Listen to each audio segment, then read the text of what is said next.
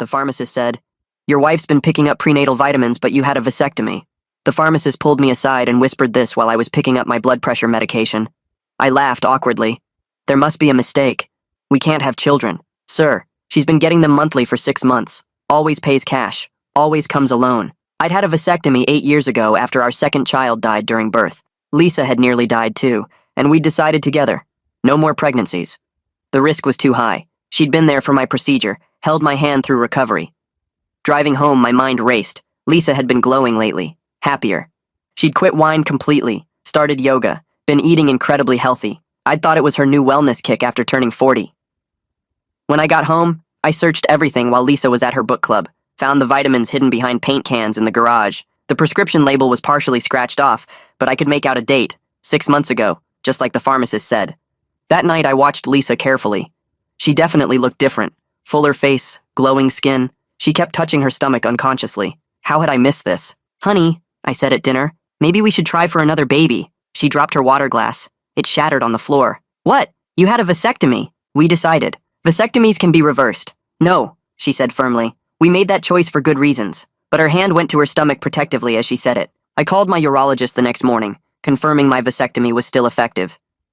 0 sperm count at your last check. Shooting blanks, as they say. Why do you ask? That evening, I installed a tracker on Lisa's car. The next day, when she said she was going to yoga, the tracker showed her at an OB/GYN office across town. Not her regular doctor. She was there for 2 hours. When she came home, she was crying. Happy tears, she claimed, about a work promotion. But I saw the ultrasound photo peeking out of her purse. I said nothing. 3 days later, she went to book club again. The tracker led me to an apartment complex downtown. I watched her enter Unit 338 with a casserole dish. Through the window, I saw her hand it to a man I didn't recognize. He hugged her, his hand lingering on her stomach. I was about to storm in when another woman appeared. Pregnant. Then another. And another. 5 pregnant women, all at different stages, all treating Lisa like their best friend. The man was serving them dinner like some bizarre polygamous family. I took photos and went home shaking. The next morning, after Lisa left for work, I searched deeper. Found a hidden folder on her laptop, password protected. It took me hours to crack it. Inside were contracts, legal documents, all signed by Lisa. She wasn't pregnant. She was managing pregnant women. The documents were surrogacy agreements, but not normal ones. These women were all carrying babies with the same father, the man from the apartment. But the genetic material documentation made me vomit. The eggs weren't from the surrogates. They were from one source, purchased from a fertility clinic. The seller was listed as L. Mitchell, Lisa Mitchell, my wife. She'd been selling her eggs and managing surrogate pregnancies for wealthy couples. The prenatal vitamins were to improve her egg quality for harvesting. Each successful pregnancy earned her $50,000. She'd already delivered 12 babies. I confronted her that night, throwing the contracts on the table. "It's not what you think," she said calmly. "You're selling our potential children." "No," she said. "I'm selling your actual children." "That's impossible." "I had a vasectomy," she smiled coldly. "You had a vasectomy, but not the one you think." She pulled out medical records, my real vasectomy documents from 8 years ago. But they weren't for a vasectomy. They were for a surgical sperm extraction and cryogenic preservation. "The doctor is my cousin," she explained. "You thought you were getting sterilized. Instead, we extracted and froze enough sperm for hundreds of pregnancies. You signed consent forms thinking they were standard surgical papers." "That's illegal. That's assault." "Actually, check page 12 of what you signed. You gave me full reproductive rights to any stored genetic material in case of your death or incapacitation." "But I'm neither." She pulled out another document. "According to this psychiatric evaluation from 3 years ago, you've been declared mentally incompetent. Remember when you had that reaction to medication and blacked out for a week? You were actually in a psychiatric hold. I had you declared unfit." My world spun. "Our daughter, at book club." "There is no book club. I've been visiting your children. You have 18 of them now, all being raised by wealthy families who think they got anonymous donor sperm. But they all have your eyes, your smile." I reached for my phone to call the police, but Lisa was faster. "I wouldn't. Check your browser history. Check your sent emails." I looked. Hundreds of emails I didn't send, soliciting illegal services. Browser history full of illegal content, all time-stamped during my blackout 3 years ago. "You call the police, you go to prison," she said simply. "Or you can keep taking your blood pressure medication and enjoy the comfortable life my business provides." That's when I realized my medication wasn't for blood pressure. The side effects I'd been having, memory gaps, confusion, docility, weren't side effects at all. How long? I asked. Since the beginning. Since our real son died. I blamed you for wanting another baby. So I decided to give you dozens. Just not how you expected. But the worst part was what she said next. Your parents know. They're customers. Your mother is raising your son. She paid premium for a grandchild that was actually blood-related. I sat frozen at the kitchen table, staring at Lisa as she calmly explained that my mother was raising my biological son. The medication fog in my brain made it hard to process, but the horror cut through clearly enough. My mother had paid $50,000 for a grandchild that was actually blood-related, and she'd been raising him for 3 years without me knowing. Lisa watched me carefully, probably looking for signs I might do something stupid like call the police or run. I forced my face to stay blank, nodding slowly like I was still too drugged to really understand. Inside, my mind was racing, but I knew I had to pretend compliance while I figured out what to do next. Lisa smiled and touched my hand, telling me everything would be fine as long as I kept taking my medication and didn't make trouble. I nodded again, playing the part of the compliant husband she'd created through years of drugging. She kissed my forehead and went upstairs to bed, leaving me sitting there with the contract still spread across the table. That night, I lay awake while Lisa slept peacefully beside me, and I started planning how to secretly reduce my medication dosage. Her breathing was deep and steady, completely relaxed, while I stared at the ceiling counting all the ways she'd violated me. Around 3 in the morning, I slipped out of bed and went to the bathroom where she kept my pill organizer. I took out tomorrow's evening pill and broke it in half over the sink, flushing one piece down the toilet. Then I put the remaining half back in the organizer. I'd been taking these pills for 3 years, trusting they were for blood pressure. The mental clarity that started returning over the next few days was both terrifying and empowering. Small things came back first, like remembering what I'd eaten for breakfast without having to check the trash. Then bigger things, like realizing I could follow conversations better, and my thoughts didn't feel like they were moving through mud. By day 4, I understood just how much Lisa had been controlling my mind. I began palming half my evening pill each night and hiding the pieces in a small tear in the seam of the mattress on my side of the bed. Lisa never noticed because she was too busy with her business meetings and surrogate management. With clearer thinking, I started reviewing the evidence Lisa showed me more critically and noticed inconsistencies in the timestamps of the planted browser history. I waited until Lisa left for yoga one morning, then opened my laptop and checked the dates carefully. The illegal emails she claimed I sent were all timestamped during a weekend when I'd been at a work conference in Denver. I had plane tickets, hotel receipts, and photos with colleagues that proved I was nowhere near my computer. The browser history, full of illegal content, showed activity on dates when I'd been at my mother's house for Thanksgiving dinner. The dates overlapped with times I had solid alibis for being elsewhere.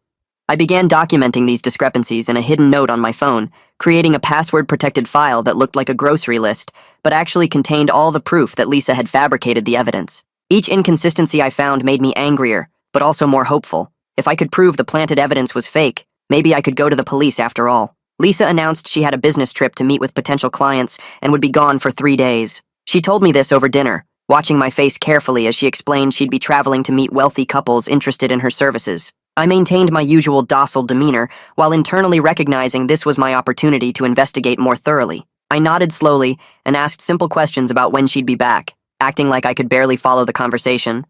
She seemed satisfied with my confusion, reminding me twice to take my medication while she was gone.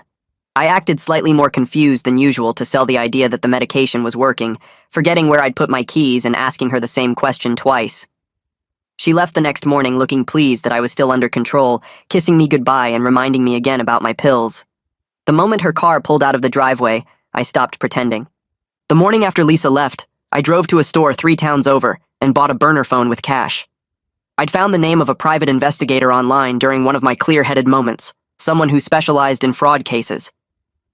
Back in my car, I dialed the number with shaking hands. A man answered on the second ring, his voice professional but warm.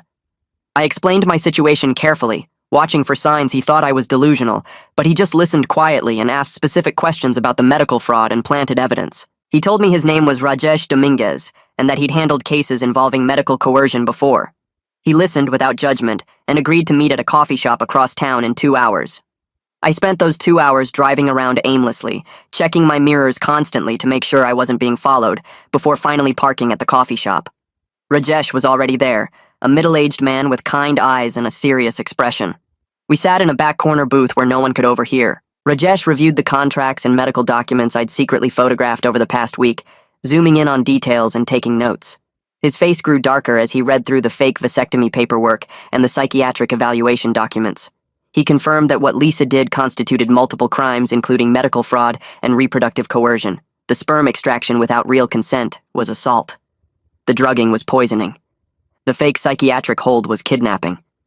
He explained that the planted evidence complicated things, but wasn't insurmountable if we built a strong countercase.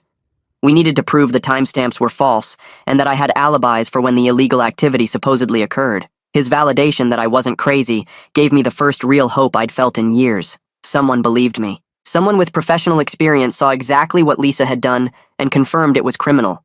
We talked for 3 hours, planning how to gather more evidence without alerting Lisa.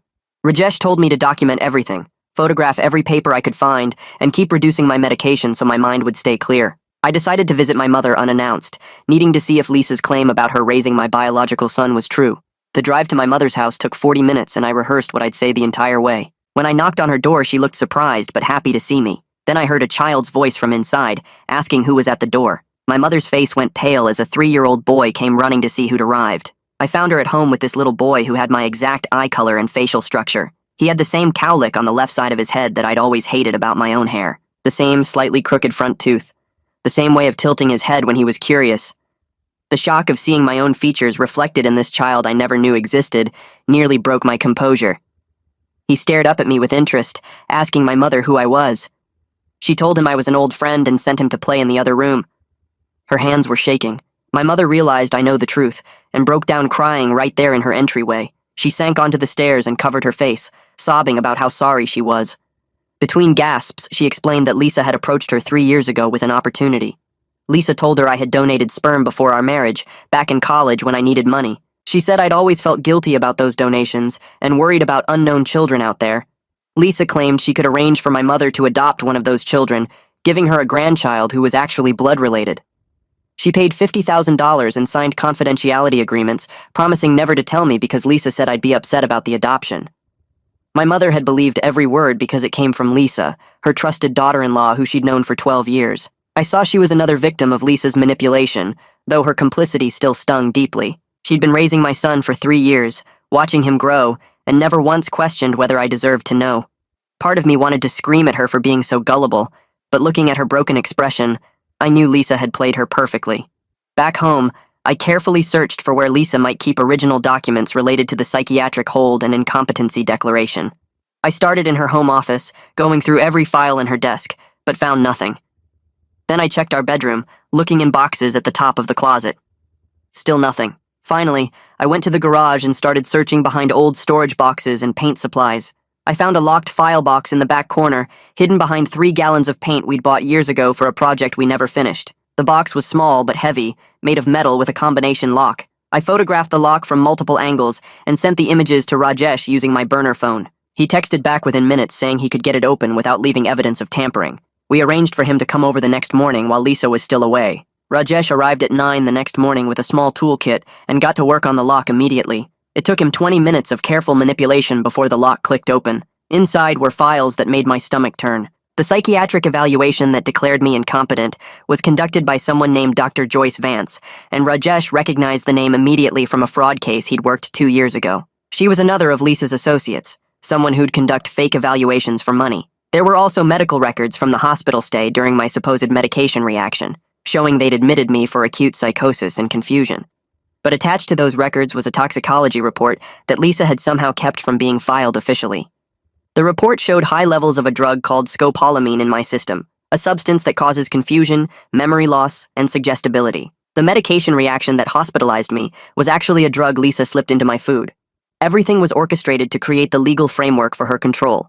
Rajesh photographed every single page while I stood there shaking with rage. He told me this evidence was exactly what we needed to prove Lisa had systematically destroyed my autonomy and built a cage around me using fake medical documents and strategic drugging. We had her now. I pulled out my phone and started taking pictures of every page, my hands shaking so bad I had to steady them against the box. Each document felt heavier than the last as I realized what I was looking at. The earliest paper was dated 9 years ago, before our son died, before Lisa even got pregnant. She'd been planning this from the start, setting up shell companies and meeting with lawyers about reproductive rights while I thought we were building a family. The medical consent form she'd forged with Aaron's help went back to our first year of marriage. I wasn't just discovering a crime, I was uncovering a decade-long scheme where I'd been the target all along. My throat tightened as I photographed a document showing Lisa had researched my family's genetic history, cataloging health conditions and physical traits like I was livestock. She'd evaluated my worth as breeding stock before we even said our wedding vows. Rajesh watched me work, occasionally pointing out details I'd missed. He showed me how to adjust the lighting on my phone to capture the text more clearly, how to organize the photos by date and category. When we finished, he pulled out his laptop and walked me through setting up encrypted cloud storage that Lisa couldn't access, even if she found my passwords. He created 3 separate backup systems, spreading the evidence across different platforms so nothing could be erased completely. Then he taught me how to communicate without leaving traces, showing me apps that deleted messages automatically, and how to use public Wi-Fi networks so my location couldn't be tracked. I felt like I was learning to be a spy in my own life, building secret channels right under Lisa's nose. Rajesh explained counter-surveillance basics, how to check if my car had tracking devices, how to spot if someone was following me. The skills felt paranoid and necessary at the same time. Lisa came home 3 days later looking relaxed and happy. I met her at the door with a hug, playing my usual role of the confused, medicated husband who barely remembered what day it was. She asked if I'd taken my pills on schedule, and I nodded slowly, blinking like the medication made me tired. Inside, I was cataloging everything she did with new awareness. The way she checked the pill organizer to count how many I'd supposedly taken, how she steered conversation away from her trip when I asked basic questions about where she'd been. The casual touches that seemed affectionate, but were actually checking my alertness level, gauging how drugged I was. She mentioned making dinner and I offered to help, then fumbled with the cutting board in a way that made her smile. She thought I was deteriorating, getting worse, more dependent. I let her believe it while my mind stayed sharp and calculating behind the foggy performance. That week, I started going to therapy sessions with Freya more often, scheduling appointments twice weekly instead of monthly. I told her I was having more memory problems lately, forgetting conversations and losing track of time. She looked concerned and asked detailed questions about my medication, when I took it, how it made me feel. I described the confusion and gaps carefully, giving her just enough to raise alarm without making it obvious I was building a case. Freya suggested getting my prescription reviewed by another doctor, someone who could do a full medication assessment. She said memory issues this severe weren't normal for standard blood pressure medication. I agreed slowly, like I was having trouble following her logic. She made notes in her file and told me she wanted to order some tests. I could tell she suspected something wasn't right but was being careful, proceeding professionally instead of jumping to conclusions. 2 weeks later, Lisa announced another book club meeting. I nodded absently while she got ready, then tracked her car on my phone as she drove across town. The tracker led to the same apartment complex where I'd seen the pregnant women before. I parked down the street and watched through binoculars Rajesh had given me.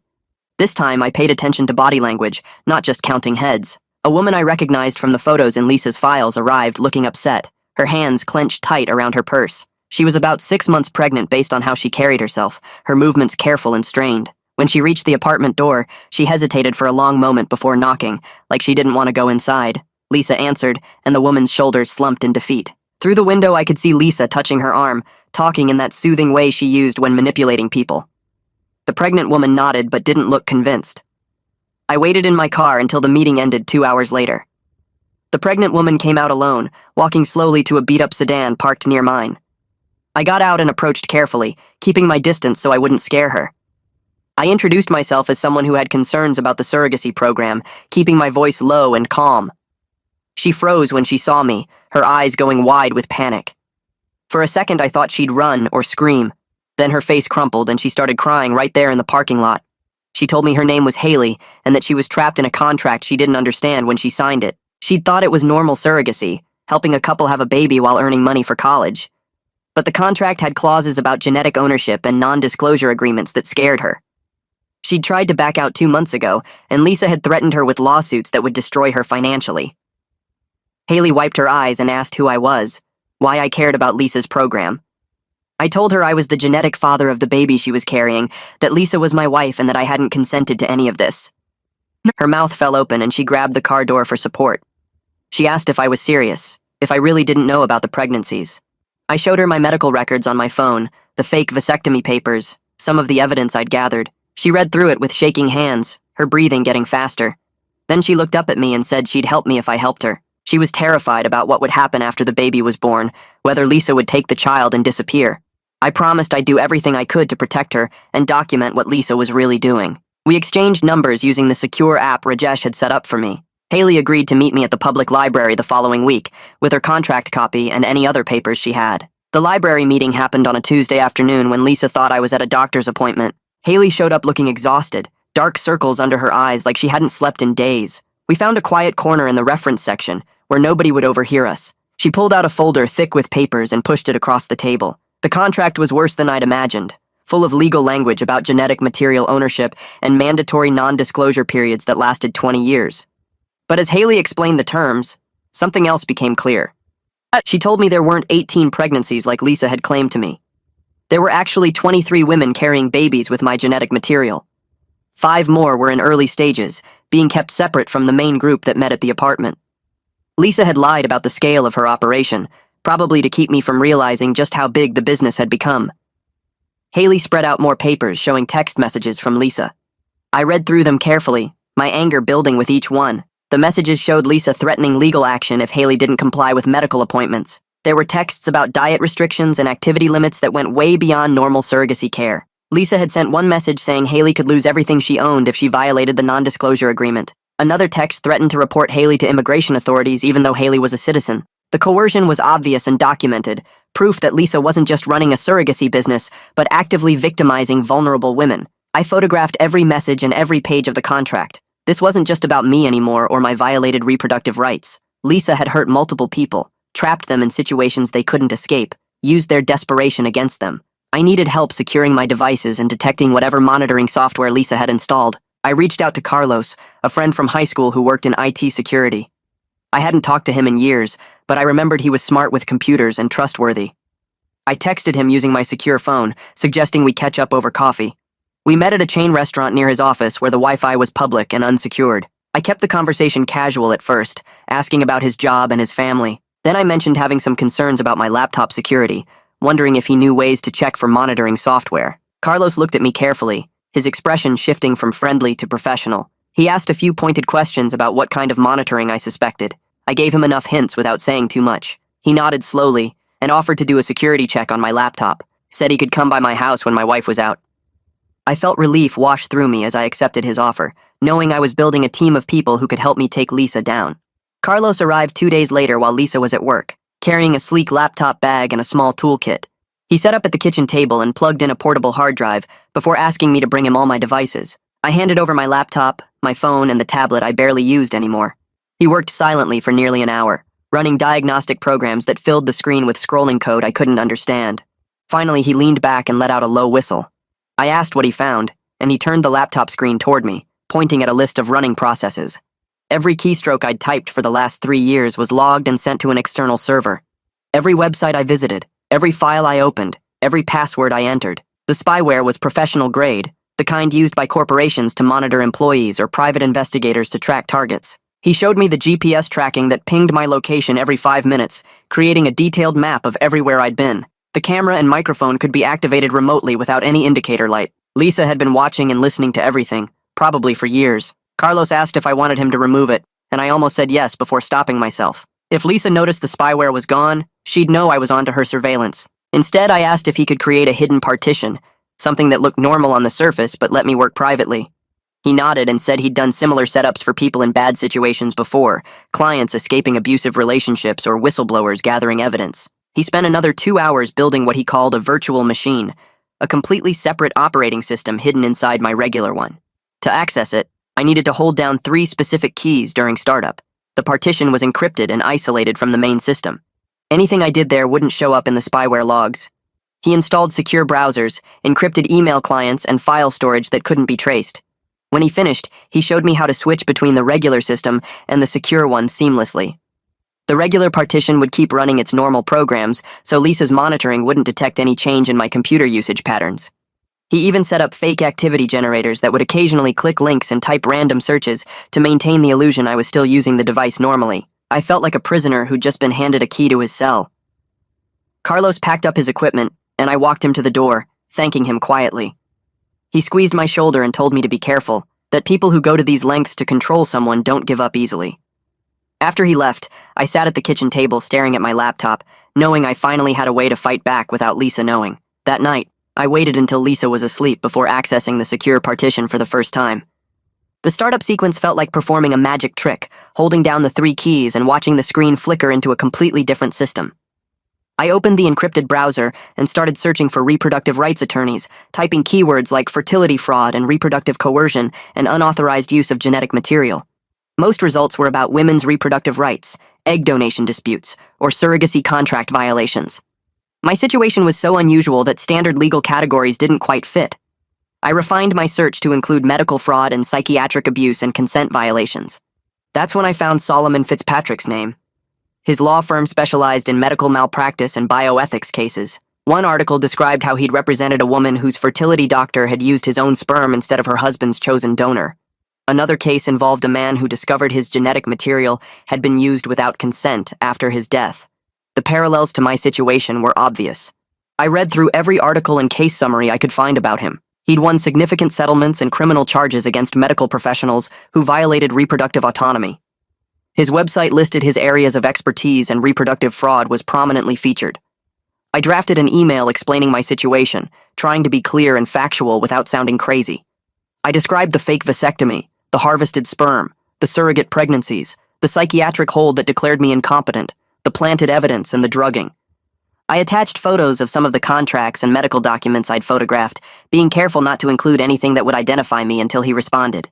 I used an encrypted email service Carlos had set up that couldn't be traced back to my regular accounts. I hit send at 2 a.m. and closed the laptop, my hands shaking with nervous energy.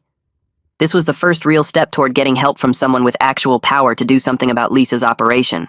The response came 6 hours later, while I was pretending to read the newspaper at breakfast. My phone buzzed with a notification from the secure email app Carlos had installed. I excused myself to the bathroom and opened the message. Solomon had written 3 paragraphs acknowledging receipt of my email and asking for a phone consultation at my earliest convenience. He said my case presented highly unusual circumstances that warranted immediate attention, and he wanted to review the evidence in detail. His tone was professional but urgent, like he recognized something significant in what I'd described. He provided a secure phone number and suggested calling from a location where I could speak freely without being overheard or recorded. I deleted the notification and flushed the toilet for cover before returning to the kitchen. Lisa was scrolling through her phone, barely glancing up as I sat back down. I finished my coffee and announced I had some errands to run, needing to pick up supplies for a project I was working on.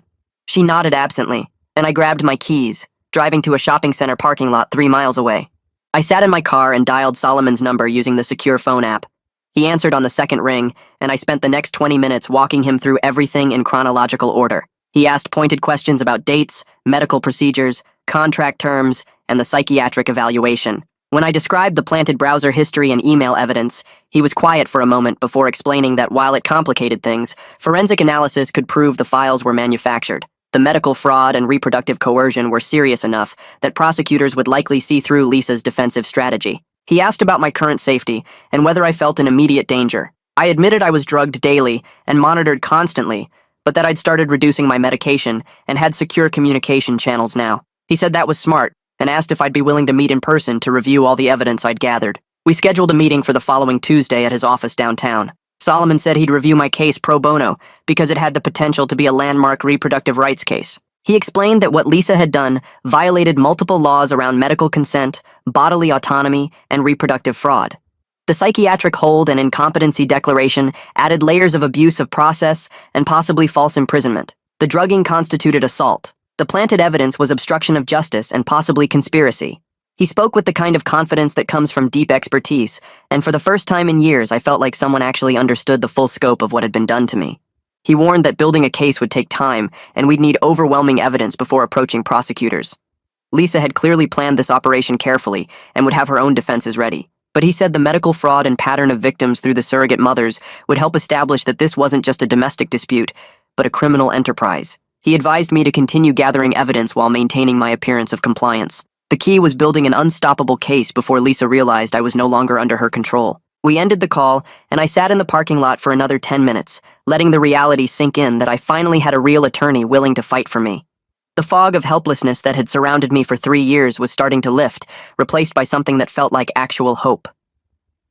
2 days later, my phone rang with a call from Freya's office asking me to come in for an emergency session that afternoon. The receptionist said Freya had reviewed some medical records and wanted to discuss them with me as soon as possible. I felt a spike of anxiety wondering what she'd found, but I agreed to come in at 3. When I arrived, Freya was waiting in her office with a folder of papers spread across her desk. She gestured for me to sit, and her expression was more serious than I'd ever seen it. She explained that she'd been reviewing my medication history and recent blood work as part of standard care documentation. Something hadn't added up about my prescription. The medication I was supposedly taking for blood pressure didn't match the typical dosing or the side effects I'd been reporting. She'd cross-referenced the prescription with pharmaceutical databases, and the medication code didn't correspond to any standard blood pressure treatment. She asked me directly if I knew what I was actually taking. I hesitated, weighing how much to tell her, before deciding she was already suspicious enough that partial honesty was safer than lying. I told her I'd suspected for a while that my wife might be giving me something other than what she claimed. Freya nodded slowly and said she wanted to run independent testing on my blood to determine exactly what substances were in my system. She explained it gently, but her professional concern was obvious.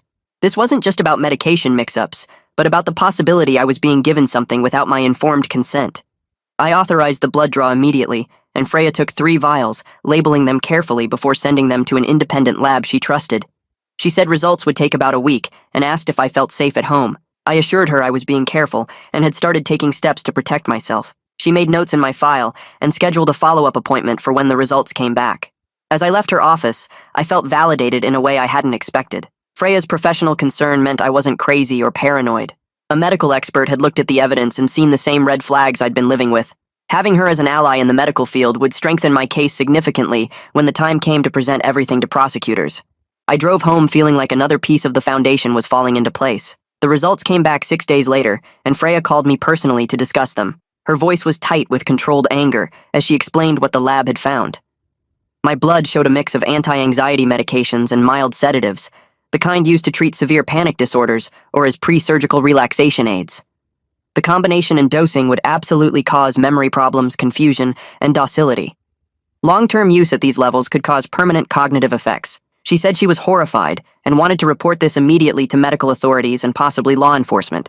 I asked her to wait, explaining I was building a larger case with an attorney and needed all the evidence compiled before making any official reports. If Lisa found out too soon that people knew about the drugging, she might destroy evidence or disappear.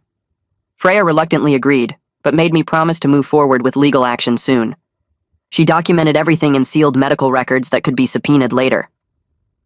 The next evening at dinner, Lisa studied me across the table with an expression I couldn't quite read. She asked how my therapy sessions were going and whether the medication was helping with my stress levels.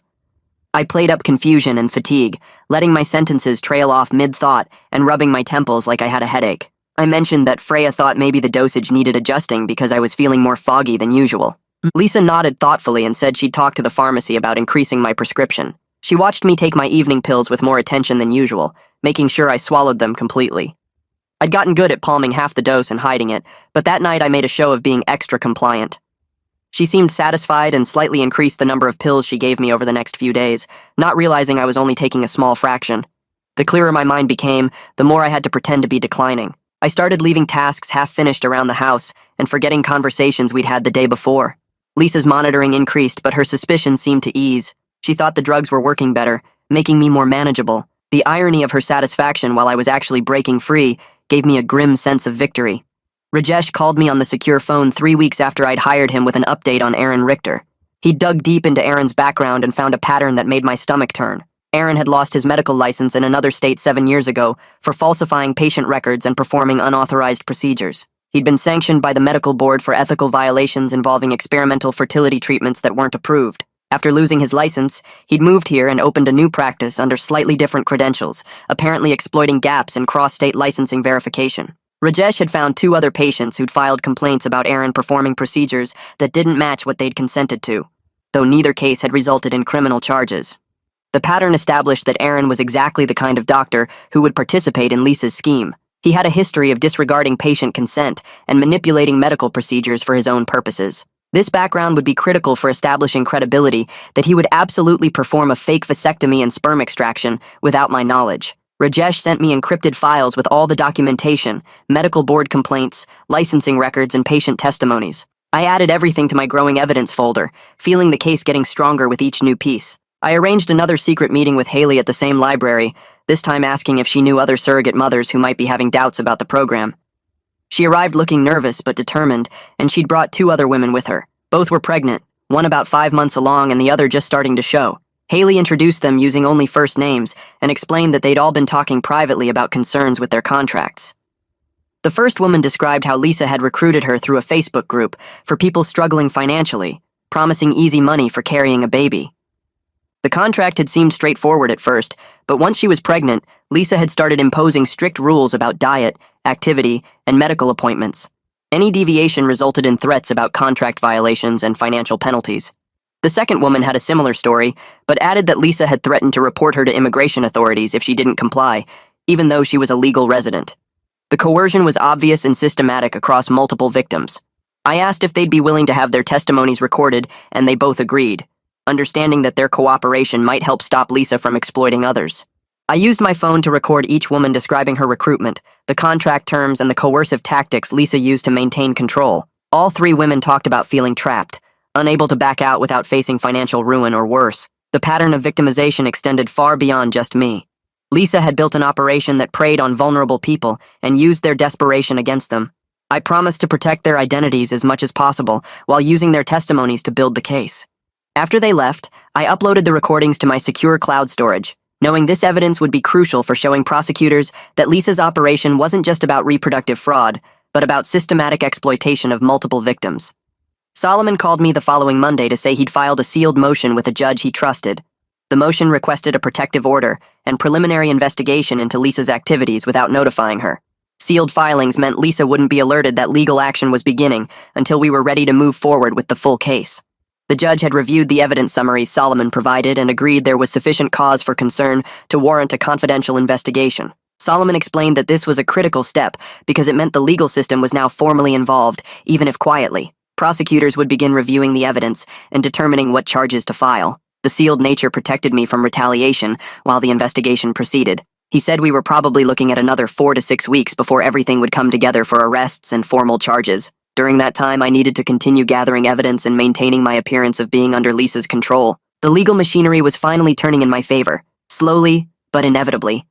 I felt the weight of 3 years of helplessness starting to shift, replaced by the knowledge that people with actual authority were now working to hold Lisa accountable for what she'd done. I drove to my mother's house 3 days later, needing to see my son again and have the conversation I'd been avoiding.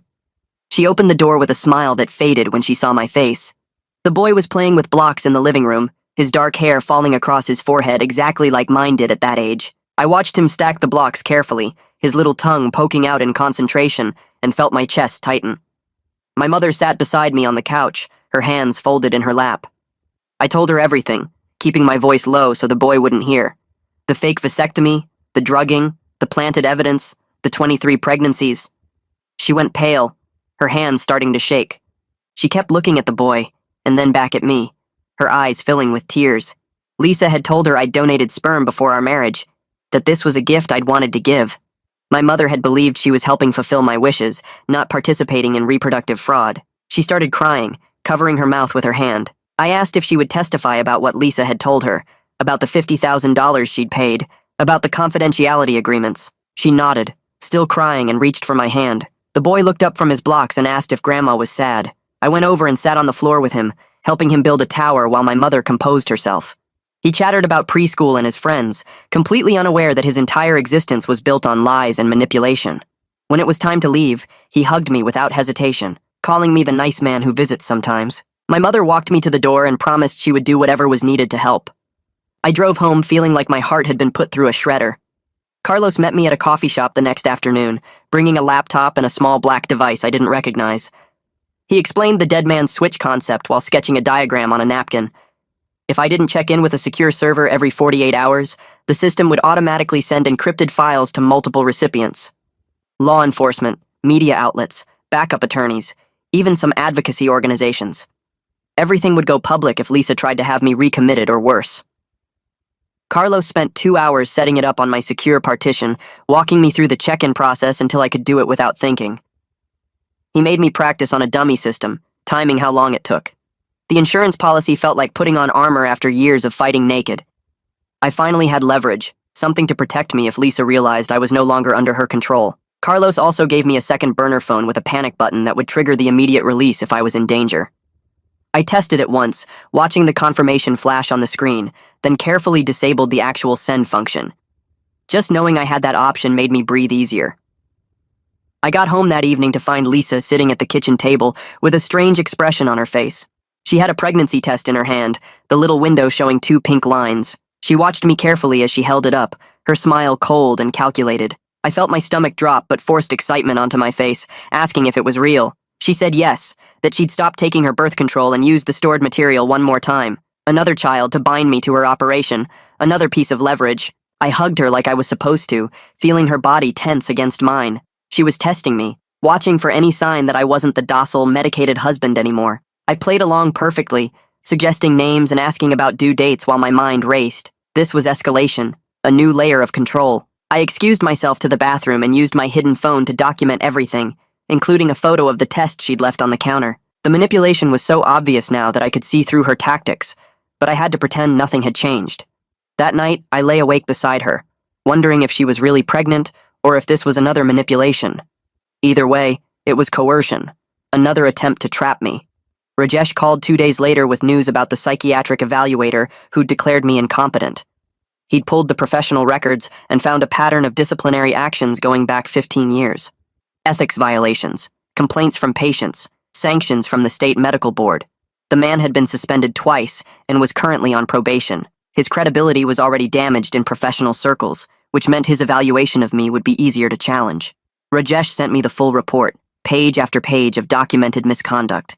Every piece of evidence we gathered made Lisa's trap look more obviously fake. The psychiatric hold, the incompetency declaration, the planted browser history, all of it was falling apart under real investigation. I felt vindication building with each new discovery, the truth becoming impossible to deny. Rajesh also found that the evaluator had financial connections to Aaron, Lisa's cousin. They'd worked together on multiple cases, always with outcomes that benefited Aaron's patients in custody disputes or competency hearings. The corruption went deeper than just my case. My next session with Freya was scheduled for Thursday afternoon, and I decided it was time to tell her everything. I brought my tablet with some of the evidence loaded on the secure partition, photos of contracts and medical records. Freya listened without interrupting as I explained the fake vasectomy, the sperm extraction, the years of drugging. I showed her the blood test results proving what I'd actually been taking. Her face went through shock, horror, and anger as she processed what I was telling her. She believed me completely, having already suspected the medication manipulation. She said she'd provide expert testimony about the drugging and its effects on my mental state, that this was one of the most extreme cases of medical abuse she'd encountered. Freya also explained how the medication cocktail would have made me suggestible and compliant, perfect for Lisa's control. She asked about my current mental state, and I told her about reducing the dosage, about the clarity returning. Freya made notes in her file, documenting everything for the legal case. She also gave me information about trauma therapy, saying I'd need serious support once this was over. Having her validation and professional backing felt like gaining a powerful ally. Solomon called me the following Monday with the news I'd been waiting for. A prosecutor who specialized in complex fraud cases had agreed to take on a formal investigation. Solomon had presented the evidence summaries, and the prosecutor was fascinated by the reproductive coercion angle. This could set legal precedent, establish new protections for victims of fertility fraud. We were moving from defensive planning to active legal offense. The prosecutor wanted to meet with me directly within the next 2 weeks to review everything in detail. Solomon explained that this was the turning point, where the legal system officially recognized the crimes against me. The prosecutor would have subpoena power, investigative resources, the ability to bring criminal charges. Everything we'd been building toward was finally happening. Solomon warned me that once subpoenas were issued, Lisa would likely figure out something was wrong. I needed to be ready for her to escalate or try to run. We discussed safety protocols, and I told him about the dead man switch Carlos had set up. Solomon approved, saying it was smart insurance. The prosecutor's office moved faster than I expected. Within a week, Solomon called to say subpoenas had been issued for Lisa's business records, Aaron's medical files, and financial records from the families who'd purchased genetic material. Everything was sealed to prevent Lisa from being notified, but the investigation was now official. Court orders had been sent to banks, medical facilities, and the fertility clinic where Lisa had sold her eggs. The net was closing around her operation. I felt terror and readiness in equal measure, knowing we were approaching the point where Lisa would find out. Solomon advised me to maintain normal behavior at home, to keep taking the fake medication publicly, to act like nothing had changed. The investigation would take a few more weeks to gather all the evidence before moving to arrests. I had to hold on just a little longer without tipping Lisa off. Every morning I woke up next to her felt like sleeping beside a bomb. I arranged to meet with all 3 surrogate mothers who were cooperating, wanting to make sure our testimonies were consistent. We gathered at a private room Rajesh had rented at a hotel, somewhere Lisa wouldn't think to monitor. Haley was 7 months pregnant now, her belly round and prominent. The other two women were at different stages, both looking nervous but determined. We spent 3 hours going through our stories, making sure the timeline matched, that we could all verify Lisa's coercive tactics and the suspicious contract terms. They talked about feeling trapped, about threats Lisa had made regarding legal consequences if they backed out. I promised that their babies would be protected regardless of what happened with the case, that I wasn't trying to take custody from anyone. These women were victims just like me, exploited by Lisa's manipulation. Haley asked what would happen after the arrests, and I admitted I didn't know for certain. Solomon was working on protective orders for all the surrogates, making sure they couldn't be punished for the contracts they'd signed under duress. We exchanged encrypted contact information and agreed to check in regularly as things progressed. Carlos called me in a panic 2 days later, his voice tight with urgency. He'd been monitoring my mother's phone as part of our security protocols and discovered spyware similar to what had been on my devices. Lisa had been monitoring my mother's calls and texts, which meant she might know about our conversations. We immediately switched all communication to the encrypted apps Carlos had set up. I warned my mother to be careful what she said on her regular phone, to assume Lisa was listening. The chess game was accelerating toward confrontation, and Lisa was preparing her own defensive moves. Carlos checked Rajesh's devices and found attempted intrusions, sophisticated attacks that had been blocked by his security. Lisa was actively trying to discover what we were planning. The timeline was compressing whether we wanted it to or not. I felt the pressure building, knowing the confrontation was coming soon. Solomon called an emergency meeting at his office to discuss the compressed timeline. He explained that Lisa's pregnancy claim created legal urgency. If she was actually pregnant with my genetic material again, we needed to stop the exploitation before another child was created. The prosecutor agreed that we couldn't wait the full investigative timeline. They were scheduling the formal confrontation and arrest for the following week, giving us just 7 days to make final preparations.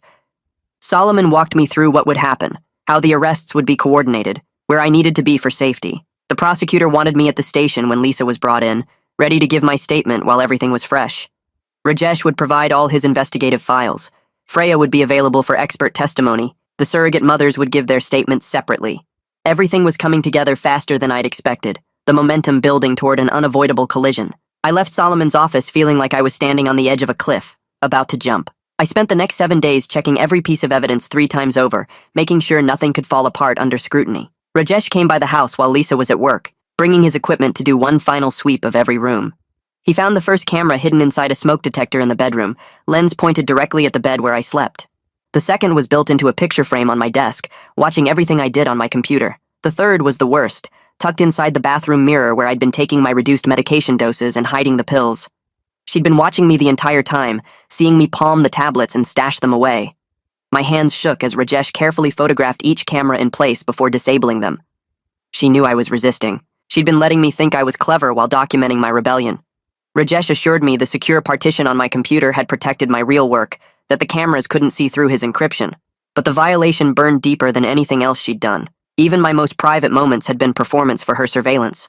We left the cameras disabled but in place, making it look like technical failures rather than discovery. Let her wonder what went wrong with her spy system. Solomon called that afternoon with final confirmation that everything was ready for the next morning. The prosecutor had coordinated with 3 different police departments to execute simultaneous warrants. Timing had to be perfect, so Lisa couldn't warn Aaron or destroy evidence once she realized what was happening. I was supposed to be at Solomon's office by 6 in the morning, before Lisa woke up. I'd leave a note saying I had an early meeting, nothing suspicious.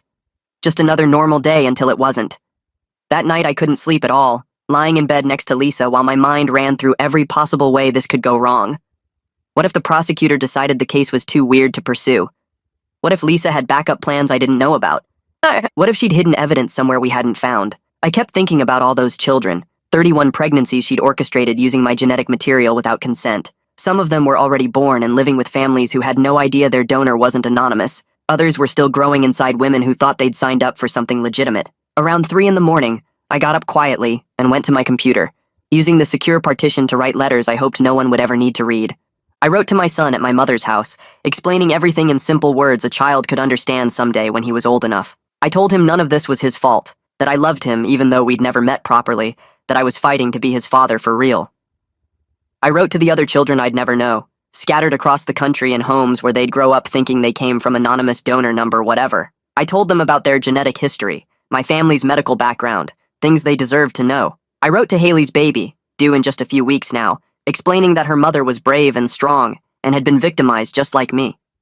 I saved all 3 letters in the secure cloud storage where they'd be safe even if something happened to me. Then I sat in the dark living room watching the clock tick toward morning, feeling like I was standing on the platform before a high dive, knowing the only way out was to jump. I left the house at 5:30 with my note on the kitchen counter, driving through empty streets to Solomon's office downtown. He was already there with coffee and a box of files, looking tired but focused. We went over the timeline one more time while we waited for confirmation that the warrants were being served. At exactly 7 o'clock, Solomon's phone buzzed with a text from the prosecutor. It was happening. Police were at Lisa's apartment complex right now, at Aaron's clinic, and at our house where Lisa would be waking up to find officers with a search warrant.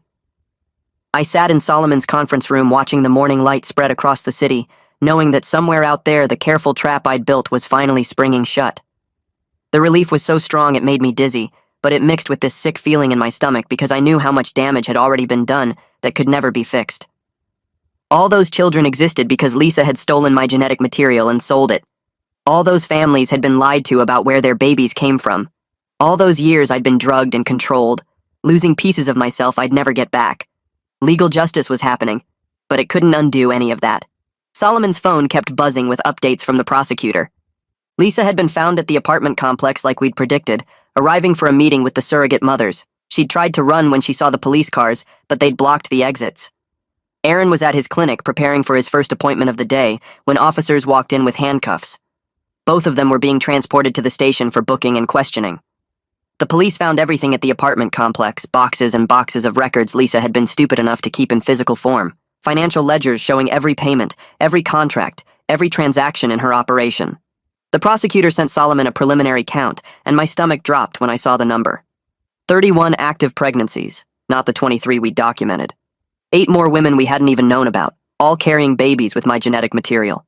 Lisa's business was even bigger than our investigation had uncovered. She'd been running this operation for 8 years, since right after our son died, building it larger and more complex every year. The revenue totals made me sick.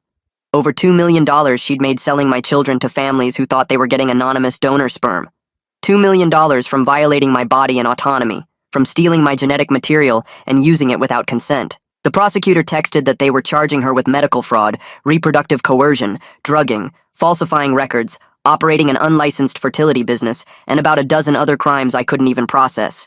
Aaron was getting arrested at his clinic, officers walking him out in handcuffs past waiting patients who had no idea their doctor had been performing fake surgeries and real sperm extractions for years. Constance was being brought in for questioning too, the prosecutor suspecting she'd helped falsify medical records and manage the business side of Lisa's operation. I felt this rush of vindication watching the people who'd violated me face actual consequences. They weren't going to walk away from this. They weren't going to keep destroying lives. The system was finally working the way it was supposed to, protecting victims instead of enabling abusers. Solomon drove me to the police station where I spent 4 hours giving my formal statement to prosecutors, walking them through the entire timeline from that day 8 years ago when I thought I was getting a vasectomy. I explained how Aaron had performed sperm extraction instead, how Lisa had me declared mentally incompetent during a forced psychiatric hold, how she'd been drugging me for years to keep me compliant. I showed them Freya's medical analysis of my blood work proving I'd been given sedatives instead of blood pressure medication. I showed them the financial records Rajesh had copied, the contracts with surrogate mothers, the fake medical documents. The prosecutors recorded everything, taking notes and asking questions that showed they understood how serious this was. They brought in a forensic tech who analyzed my laptop right there in the interview room, proving that the planted browser history had been created while I was provably elsewhere. The timestamps on the files didn't match my actual location data from my phone, my credit card transactions, security footage from my workplace. Lisa's defensive trap fell apart under basic technical scrutiny. She'd been so confident in her control over me that she'd gotten sloppy with the details. The tech explained to the prosecutors that the files were created using remote access software, someone else controlling my computer while I wasn't home. They could trace it back to Lisa's devices, prove she'd planted everything. My credibility was solid. Freya arrived around noon to give her expert testimony about the medication manipulation and its effects on memory and cognition. She'd brought detailed medical records showing the progression of my symptoms, how they'd worsened over the years as Lisa increased my dosage. She explained to the prosecutors that what Lisa had done constituted medical abuse and chemical restraint, keeping me docile and confused so I couldn't resist or escape. Rajesh provided all his investigative files, the surveillance photos, the financial tracking, the interviews with surrogate mothers. Everything we'd built over the past months came together into an overwhelming case that the prosecutors said was the strongest reproductive coercion case they'd ever seen. The story broke on local news that afternoon, while I was still at the police station, and my phone started exploding with calls and messages I couldn't bring myself to answer. The media had gotten hold of the basic facts and were running with headlines about illegal surrogacy and reproductive fraud. I felt horrified seeing my private violation become public entertainment, but Solomon reminded me that publicity would help. Other victims would come forward. Other families would learn the truth about where their children came from. The exposure would prevent Lisa from ever doing this again to anyone else. By evening, 3 more families had contacted the prosecutor's office, shocked and angry after seeing the news and recognizing details that matched their own surrogacy arrangements. They'd paid Lisa's operation for sperm they thought came from an anonymous donor, never knowing it was actually from me, obtained without my consent. The victim count kept climbing. Each new family that came forward represented another child with my genetic material, another piece of my biology scattered across the country without my knowledge or permission. The prosecutors told me they were opening a victim assistance program to help all the families navigate the legal and emotional aftermath. They were setting up DNA testing to confirm parentage, counseling services for the children who'd eventually learn the truth, legal support for families who wanted to pursue civil cases against Lisa. The scope of the damage was so big it would take years to fully address. The judge granted me an emergency restraining order that same day, signing papers that legally prohibited Lisa from contacting me in any way pending trial. The order covered phone calls, emails, texts, social media, physical proximity, everything. She couldn't get near me or communicate with me at all. The judge also suspended the incompetency declaration immediately, stating that the evidence of fraud and coercion made the original psychiatric evaluation invalid. After 3 years of being legally declared unfit to make my own decisions, I was suddenly recognized as a competent adult again. The relief was so intense, I almost broke down crying right there in the courtroom. I could make my own medical decisions. I could manage my own finances. I could sign legal documents without needing Lisa's approval. The cage she'd built around me was finally unlocked. Solomon walked me through what came next, the preliminary hearings and grand jury and eventual trial that would take months to unfold. He warned me that Lisa's defense attorneys would try every tactic to discredit me, to make me look unstable or vindictive. But the evidence was too strong. The medical fraud was documented. The drugging was proven. The financial records showed clear criminal enterprise. We had her, truly had her, in ways that would stand up to any defense strategy. I went home that night to an empty house, Lisa's belongings still scattered everywhere like she'd just stepped out and would return any minute. But she wouldn't.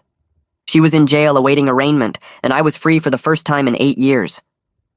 My mother called the next morning asking if she could bring my son to meet me officially, not just the awkward visit where I discovered the truth, but a real introduction as his father. I said yes immediately, then spent 2 hours cleaning the house and panicking about what to say to a 3-year-old who didn't know me at all. They arrived around noon, my mother looking nervous and my son hiding behind her legs until she coaxed him forward. He had my eyes, my exact eye color and shape, and seeing my own features reflected in his small face made my chest tight. I knelt down to his level and introduced myself, and he studied me seriously before asking if I had any trucks to play with. We spent the afternoon on the living room floor with his toy collection, building roads and crashing vehicles while my mother watched with tears running down her face. He was warm and affectionate once he relaxed, climbing into my lap and chattering about his preschool friends and his favorite cartoon. The connection felt natural despite the bizarre circumstances of his creation and placement. He was my son, genetically, and now hopefully legally. My mother explained that she wanted me to have full custody, that she'd only taken him because Lisa convinced her it was what I wanted. She'd been lied to, just like everyone else. We agreed to start the legal process immediately, working with Solomon to establish my parental rights and transition custody gradually so my son wouldn't be traumatized by sudden changes. The courts would be sympathetic, given how he was conceived and placed, the clear fraud and coercion involved. He deserved stability and a real relationship with his biological father, not the manufactured arrangement Lisa had created. Haley went into labor 2 weeks after Lisa's arrest, calling me from the hospital in a panic because her contracting family had backed out after learning the truth about the genetic material. She was alone and scared and about to give birth to a baby whose legal status was completely unclear. I drove to the hospital immediately, arriving just as she was moved to a delivery room. I stayed in the waiting area while she labored, checking my phone obsessively for updates. 7 hours later, a nurse came out to tell me Haley had delivered a healthy baby girl and was asking for me.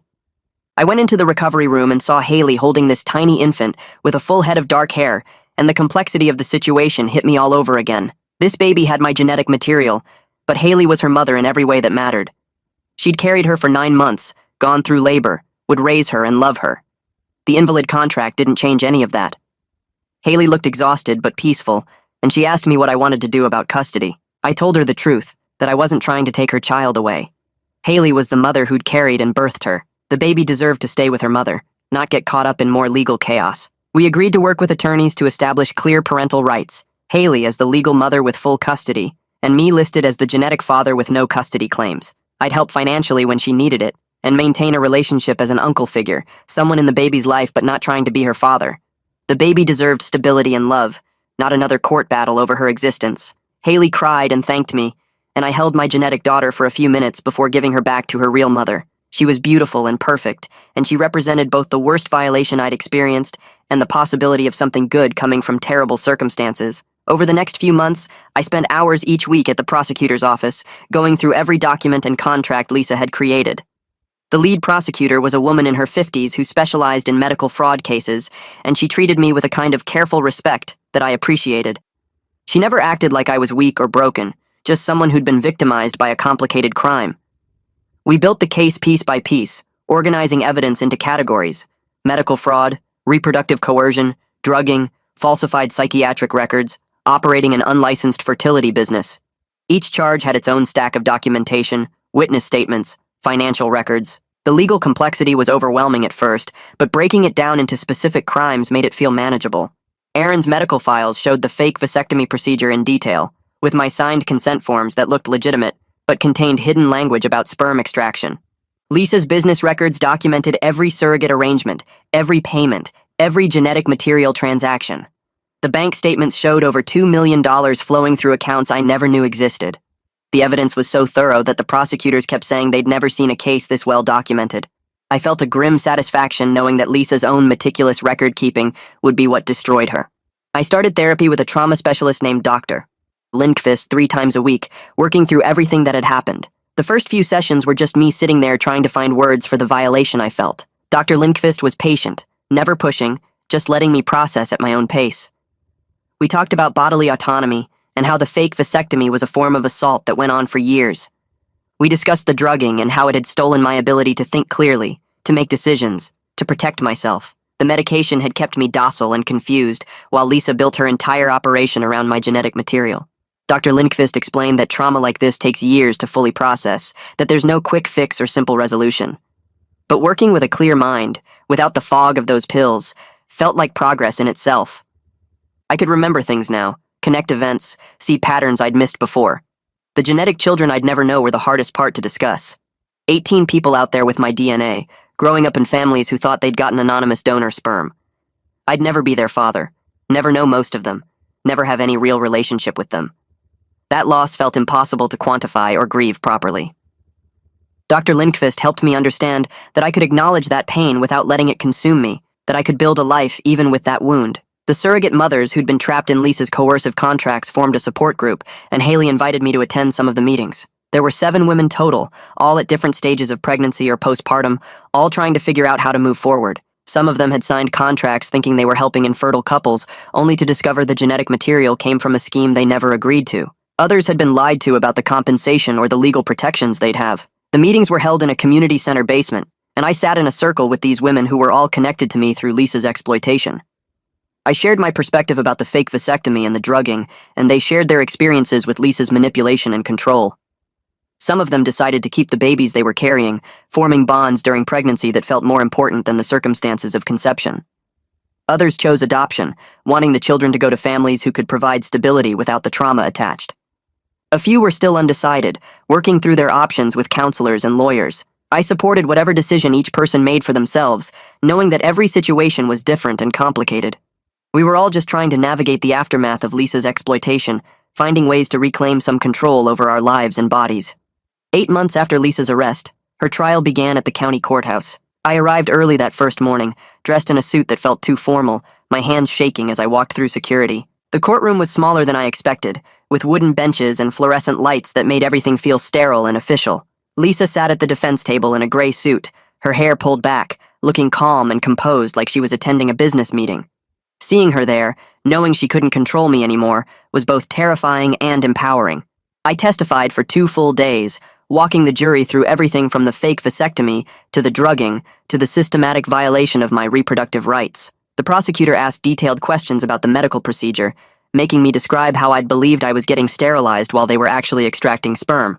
I explained the medication that kept me docile and confused, the memory gaps, the years of not understanding what was happening to my own body. I described finding the contracts and realizing Lisa had been selling my genetic material to create children I'd never know. The jury listened with expressions that shifted from confusion to horror as they understood the full scope of what she'd done. Some of them looked at Lisa with open disgust, while others just stared at me with something like pity. During cross-examination, Lisa's attorney tried to suggest I'd known about the sperm extraction, that I'd been a willing participant who changed my mind later. But the medical records were clear, and my testimony about the drugging was backed up by Dr. Lindqvist's evaluation and the blood tests Freya had ordered. By the end of my testimony, I felt drained but vindicated, knowing I'd told the truth clearly and completely. Aaron Richter took a plea deal 3 weeks into the trial, agreeing to testify against Lisa in exchange for a reduced sentence. He walked into the courtroom looking older than I remembered, his face gray and tired.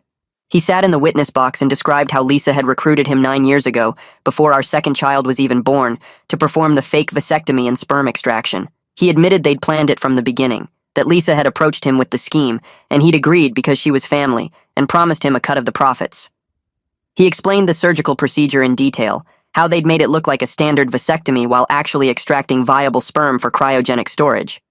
He described falsifying my consent forms to include language about reproductive rights that I never understood I was signing. His testimony was clinical and detailed, showing premeditation and conspiracy that destroyed any remaining credibility Lisa's defense had. Her attorney tried to discredit him as a criminal saving himself, but the documentation supported everything he said. Lisa sat at the defense table looking furious, her composure finally cracking as her co-conspirator turned on her completely. The prosecution played recorded phone calls between Lisa and Aaron, discussing payments and new surrogate arrangements, conversations that proved ongoing conspiracy. By the time Aaron stepped down from the witness stand, Lisa's defense had crumbled entirely. The jury deliberated for only 6 hours before returning with a verdict. I sat in the courtroom gallery, surrounded by some of the surrogate mothers and Solomon, waiting while my heart hammered against my ribs. When the jury foreman stood and read guilty on all counts, the relief hit me so hard I nearly passed out. Lisa showed no emotion as the verdicts were read one by one. Medical fraud, reproductive coercion, drugging, falsifying psychiatric records, operating an unlicensed fertility business. The judge scheduled sentencing for 2 weeks later, and I attended that hearing too, needing to see it through completely. Lisa was sentenced to 18 years in prison, the maximum allowed under the combined charges. It wasn't enough time for what she'd done, for the years she'd stolen from me and the children she'd created without consent, but it was significant, more than I'd hoped for when I first contacted Rajesh. I felt a complicated mix of relief, anger, and sadness watching the bailiff lead her away in handcuffs. Relief that she was finally facing consequences, anger that it took so long and hurt so many people, sadness for the marriage I'd thought we had that was apparently never real. She looked at me once before they took her out, and I stared back without flinching.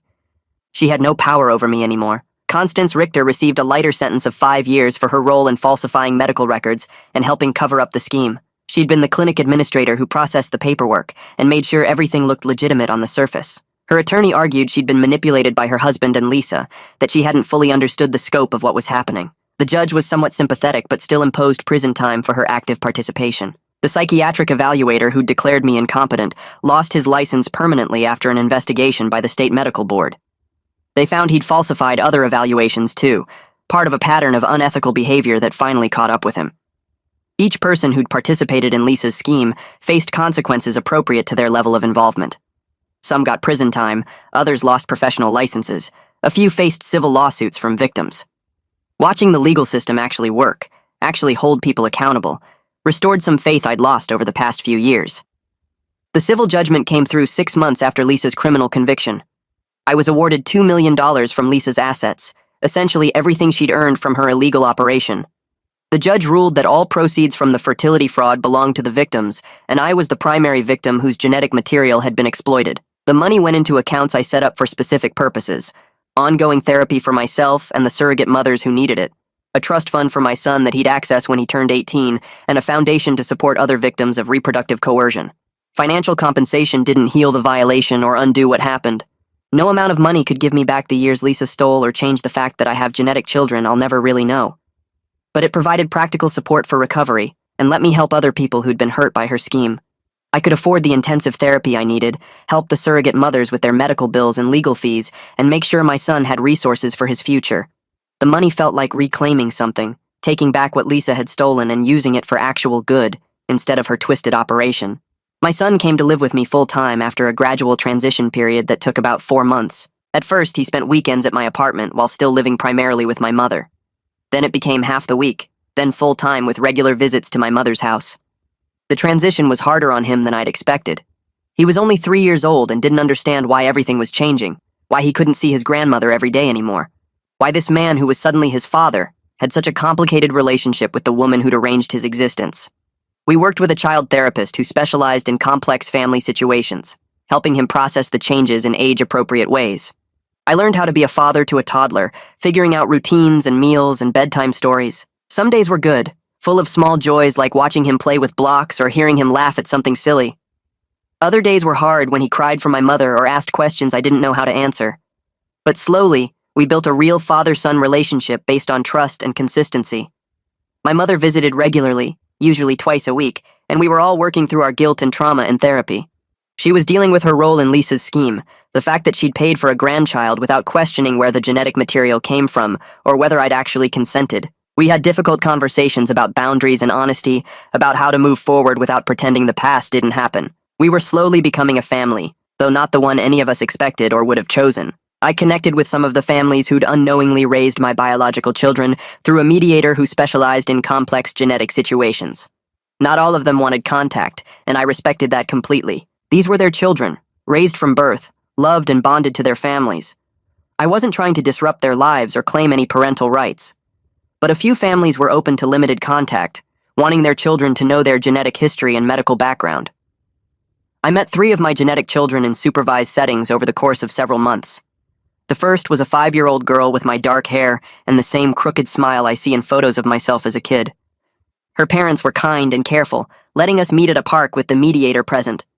She played on the swings while I talked with her parents about family medical history and answered their questions about the situation. The second was a 7-year-old boy who loved dinosaurs and had my exact eye color. His family invited me to their home for a short visit, and we spent an hour looking at his dinosaur collection while his parents watched carefully. The third was a toddler, barely 2 years old, who wouldn't remember this meeting, but whose parents wanted documentation of the genetic connection for future reference.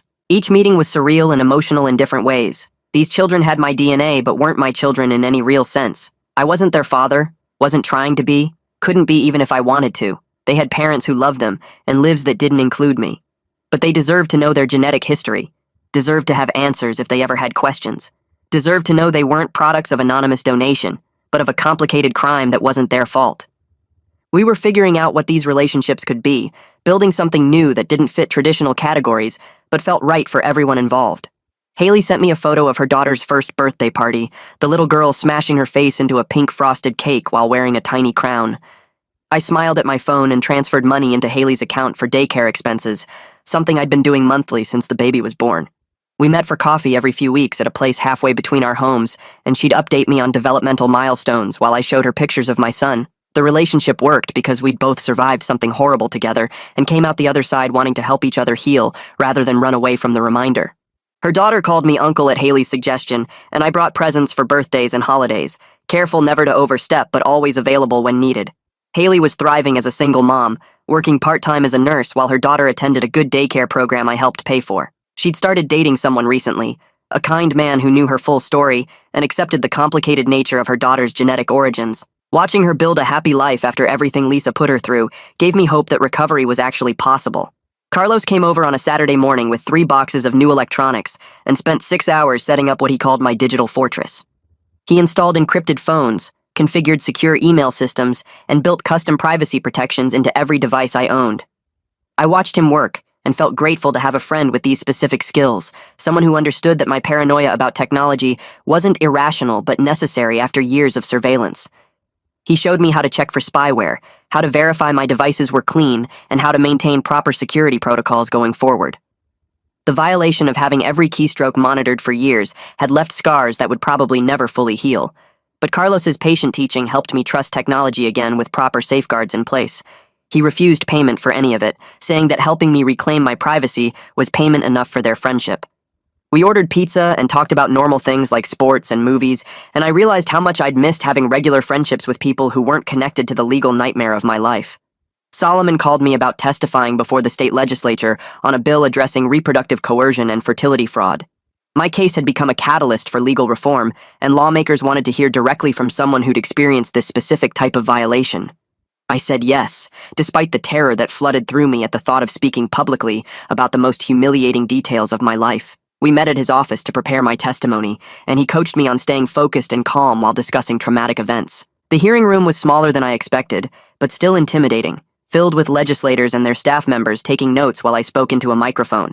I told them about the fake vasectomy, the drugging, the years of exploitation, and the legal gaps that had allowed Lisa to operate her scheme for so long. Several legislators asked questions, and I answered as clearly as I could, focusing on how the laws needed to change to protect other people from similar violations. Walking out of that building afterward, I felt shaky but proud that my terrible experience might prevent someone else from going through the same thing. 2 years after Lisa's arrest, I stood in my son's kindergarten classroom for parent night and watched him show me his artwork hanging on the wall. He was thriving in the school, making friends easily and loving his teacher, a patient woman who knew his background and gave him extra support when he needed it. I'd reconnected with old friends over the past year, people I'd lost touch with during the years Lisa controlled my life, and slowly built a support network of people who knew my full story.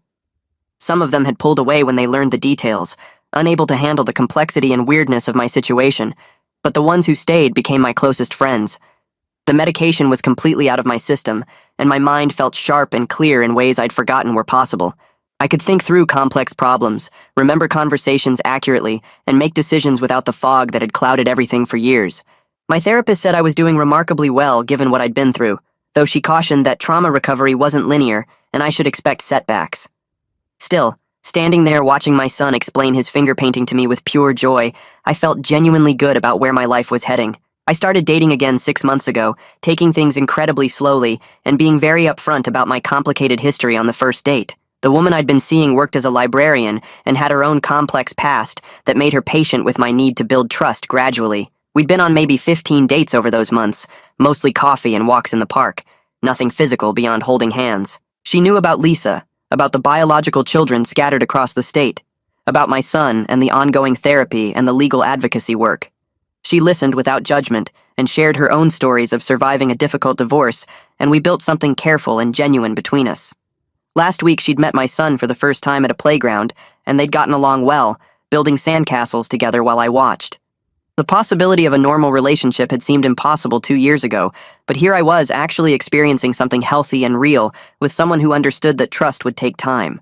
My son asked about his mother while I was tucking him into bed, wanting to know when she'd come home from the place she was staying. I sat on the edge of his bed and told him gently that his mom had done some bad things that hurt people, and she had to stay in prison for a long time as a consequence. He asked if she'd hurt me, and I said yes, she had, but that he was safe now and loved. His therapist had prepared me for these questions and coached me on giving age-appropriate answers that were honest without being traumatizing. He seemed to accept my explanation and asked if he could visit her someday, and I told him maybe when he was older if he still wanted to. Child therapy was helping him process his unusual family situation better than I'd expected, and his therapist said he was a remarkably resilient kid. He fell asleep holding my hand, and I sat there in the dark feeling grateful that despite everything Lisa had done, I had this one good thing that came from it. Several families with my biological children had agreed to an annual gathering where the kids could meet each other and me, a strange new tradition we were creating together. The first one happened last month at a park pavilion, with 7 children ranging from age 2 to 9 running around while their parents watched nervously. I brought my son and introduced him to his genetic half-siblings, and they all played together like regular kids while the adults made awkward small talk. One of the fathers thanked me for not trying to claim custody or insert myself into their lives beyond these supervised gatherings. And I told him I understood these were their children, raised and loved by them, and I just wanted the kids to know their genetic history. The children seemed to enjoy having siblings they could visit once a year, comparing features and laughing when they noticed they all had the same eye color. We took a group photo at the end, all these kids who shared my DNA standing together, and I felt a complicated mix of sadness and connection. We weren't a traditional family, but we were building something new that worked for everyone involved. 3 years after the confrontation with Lisa, I woke up on a Saturday morning feeling genuinely happy about my life. My son was still asleep in his room, and I made coffee while planning our day at the Science Museum. I had meaningful work advocating for reproductive rights, testifying at hearings, and consulting with lawmakers on new legislation. My relationship was growing stronger, and we were talking about moving in together next year after dating for over a year. I'd connected with several of my biological children through the annual gatherings and occasional supervised visits, building relationships that felt right for everyone. What Lisa did could never be undone, and I carried those scars in ways that would probably affect me forever. But I'd reclaimed my life and autonomy, built a good home for my son, and created a future I was actively choosing, rather than having forced on me. I wasn't just surviving anymore, going through motions while drugged and controlled. I was actually living freely, making my own decisions, building the life I wanted. My son padded into the kitchen in his pajamas asking for pancakes, and I smiled and got out the mixing bowl, ready for whatever this day would bring.